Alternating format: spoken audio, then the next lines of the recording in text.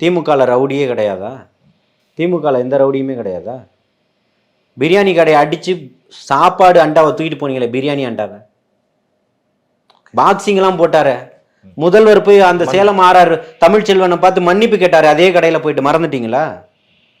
அன்னைக்கு எதிர்கட்சி தலைவர் மன்னிப்பு கேட்டீங்களா? கேட்கலையா? நடந்த சம்பவத்துக்கு சேலம் ஆர்ஆர் பிரியாணியோட ஓனரை சந்திச்சு மன்னிப்பு கேட்டீங்கல்ல?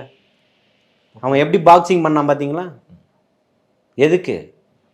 ஒரு சாப்பாட்டு கடை. சாப்பாட்டுக்கு கையேந்துறாங்க, யாசகம் கேட்குறாங்க. இந்த கோயம்பேட்டில் வந்து நின்னா மதியந்தோறும் உணவுகள் கொடுத்துக்கிட்டு இருக்காங்க, இரவு தோறும் உணவுகள் கொடுக்குறாங்க, காலை தோறும் உணவு யாரோ சமூக ஆர்வலர்கள் கொடுக்குறாங்க. பசியில் இருக்கிறாங்களே ஏதோ ஒரு எண்ணத்தில் வந்து கொடுக்குறாங்க. இவங்களுக்கு பசியை ஆத்தணுமேன்றதில்லை. எத்தனையோ பேர் கொடுத்துட்டு இருக்காங்க. இங்கேன்னு இல்லை, எல்லா பகுதிகளிலும் கொடுத்துட்டு இருக்கிறாங்க. ஆனால் கிளாம்பாக்கம் தாண்டி எதுக்கோ ஒரு வேலைக்காக போகிறேன், அந்த பக்கம் நின்று ஒருத்தர் கொடுத்துக்கிட்டு இருக்கிறார், சாப்பாடு கொடுத்துட்டு இருக்காரு.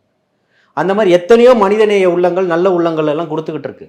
அந்த சாப்பாடை போய் அடித்து சண்டை போட்டு ஒரு வியாபாரி அவனை போய் மூக்கிலையும் வாயிலையும் குத்தி ஒரு பிரியாணி அண்டா திருடிட்டு போறிய, இதுதான் உன்னுடைய திராவிட கொள்கையா? சமூக நீதியா? இதுதான் திமுகவனுடைய புதிய திராவிட மாடலா?